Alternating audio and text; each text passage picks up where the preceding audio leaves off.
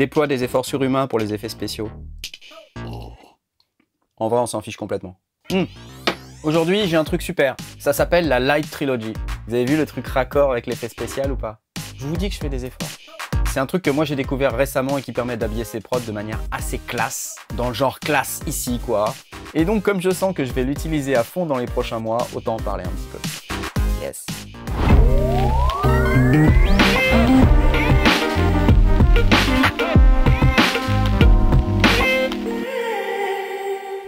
Vous vous rappelez quand on a parlé de tous les synthés, la synthèse soustractive, additive, synthèse modale, table d'onde, etc. Devinez quoi? Il en manque. La synthèse granulaire! Ouais! Laissez-moi vous montrer ça. La Light Trilogy Endless Granular Exploration. C'est un bundle de 3 instruments granulaires, Straylight, Farlight et Ashlight. Straylight, c'est un instrument pour faire des paysages sonores, sonorités et transitions. On est d'accord que les transitions, c'est ce qu'il y a de plus pénible à faire dans une compo. On est d'accord ou pas? Qui n'est pas d'accord? Bah ça tombe bien du coup. Après, il y a Farlight, c'est des textures mélodiques à visage humain. Donc on n'est plus sur un instrument qui va être basé sur des samples de voix, mais toujours avec cette notion de synthèse granulaire derrière, donc je vous laisse imaginer ce que ça va donner. Et le dernier, j'adore son look, il s'appelle Ashlight. Des textures sombres, des sonorités profondes. Ouh, mais on est bien dans la joie là! Le côté obscur du granulaire. Waouh! Ça fait un peu flipper, j'avoue, mais je vous garantis que ça sonne de ouf. Donc ça se met dans le Kontakt Player gratuit ou dans Kontakt si vous avez Kontakt 6 directement. Et sinon, quand on a un clavier Native Instruments, je sais, je le répète à chaque fois, on peut utiliser Complete Control et ça permet de piloter son instrument en utilisant les écrans et les contrôles qui sont en façade, c'est quand même vachement plus pratique. Moi ici, j'ai un Complete Control S49 MK2 et c'est bien cool. Quelques sons. On commence par quoi? Je vais commencer par Straylight. Faut juste que je le trouve, quoi. Je comprends pas pourquoi je l'ai pas. Ah si, je l'ai. Ok, Straylight, une fois que je suis dessus, je peux commencer à écouter les presets direct là.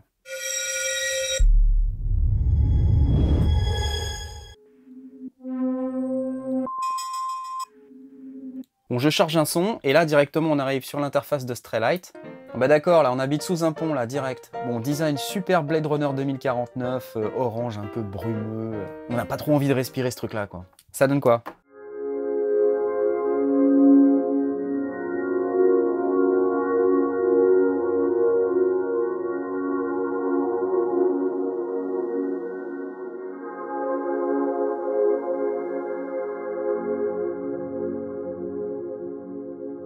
Apocalyptic Rise.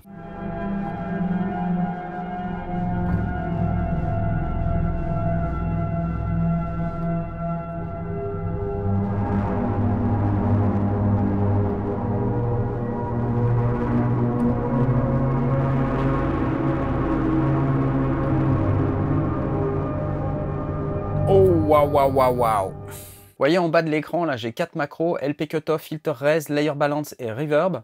Au fait, je les ai sur la droite de mon écran, là. Donc, c'est directement accessible. Et là, en fait, au milieu, on voit qu'il y a un pad XY qu'on peut bouger.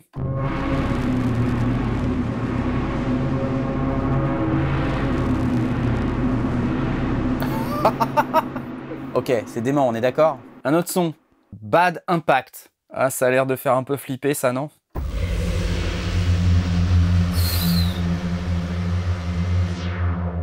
LP Cutoff.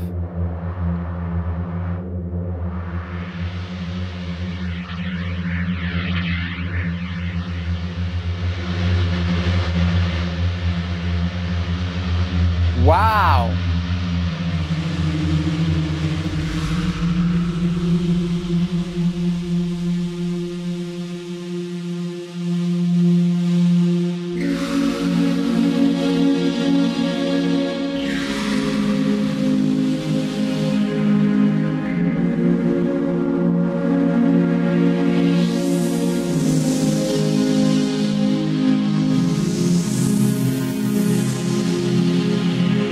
Bon, ok, d'accord.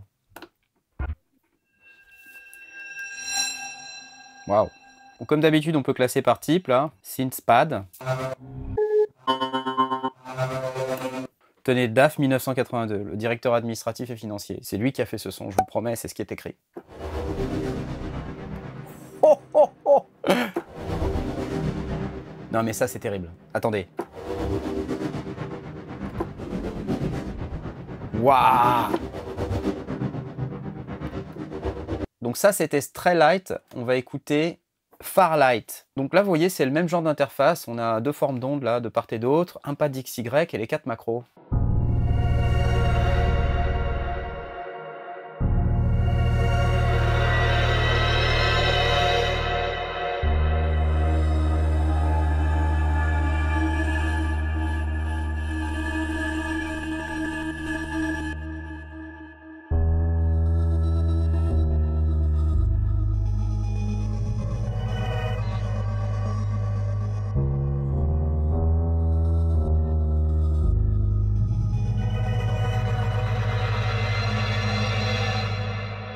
Articulate.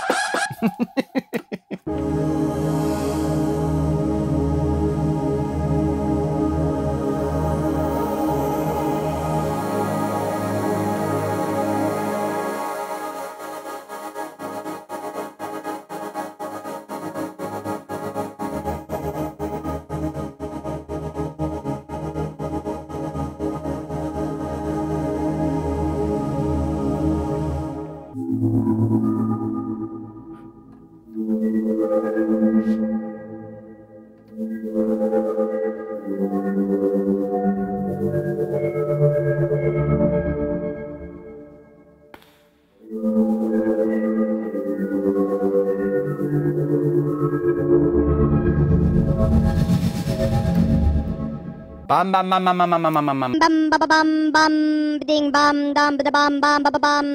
bam bam bam.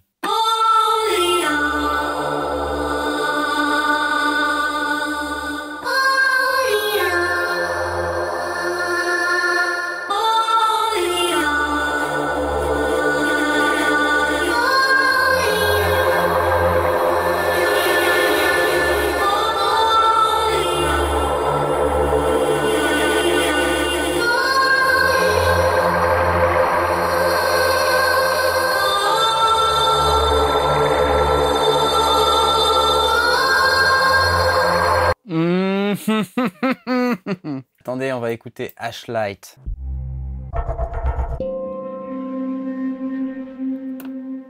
Anxiety States. Ça, c'est un nom de preset très engageant.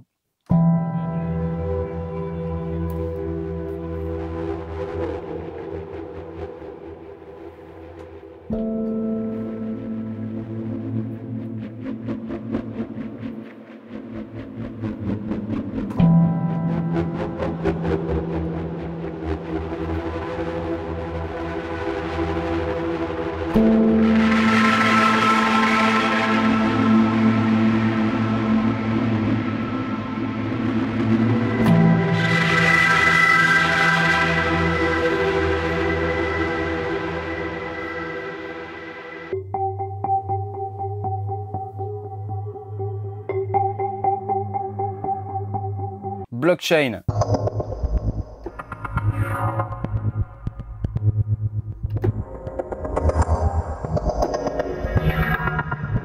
C'est cool la blockchain. Retrouvez bientôt une version de mes vannes en NFT. Vous pourrez devenir propriétaire de mes vannes. Ça, c'est cool.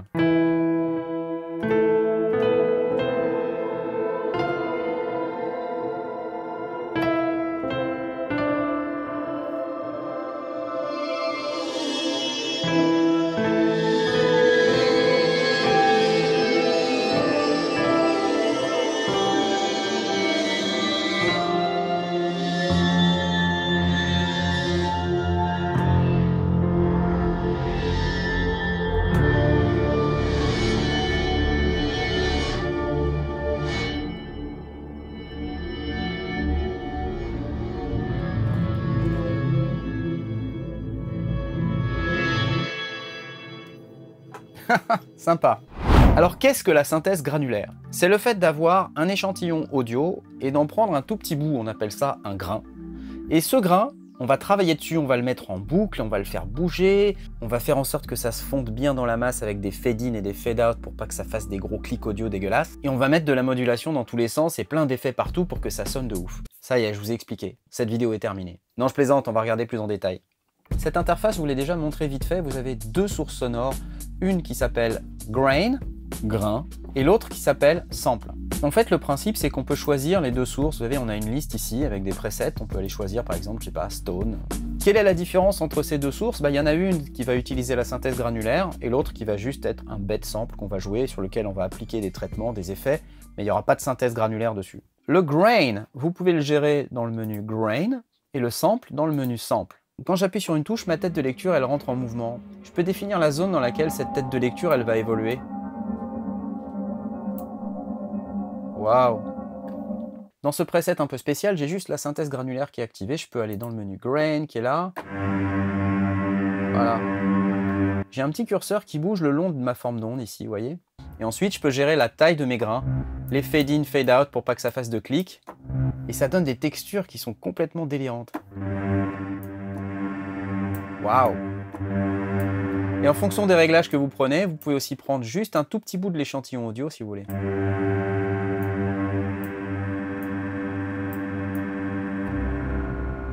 Ensuite, je peux allumer le delay, la reverb, et je peux aller dire soit au grain, soit au sample, d'aller dans le delay et dans la reverb. Et ça donne ça.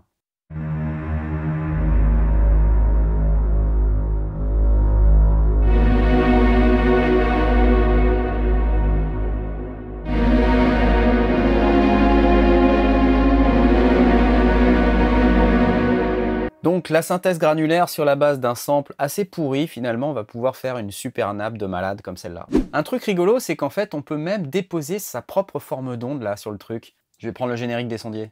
Regardez, les sondiers. Hop. Donc ça, c'est le générique des sondiers.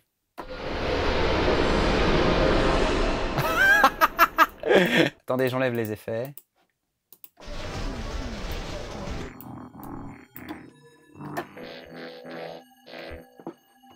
Vous reconnaissez ou pas?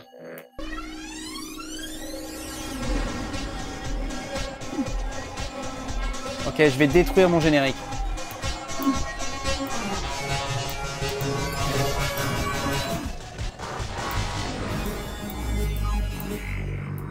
Twelve seconds later.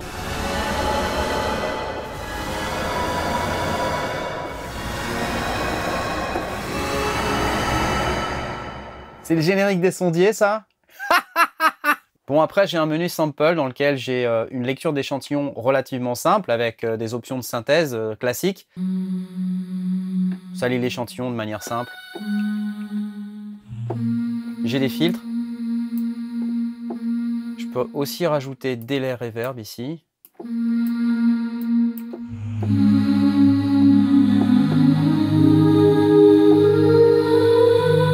Et en fait, je ne sais pas si vous remarquez, mais à chaque fois, il y a des petits faders à gauche des boutons là. On peut aller cliquer sur les X et aller choisir une source de modulation. Et dans modulation, ici, j'ai des LFO.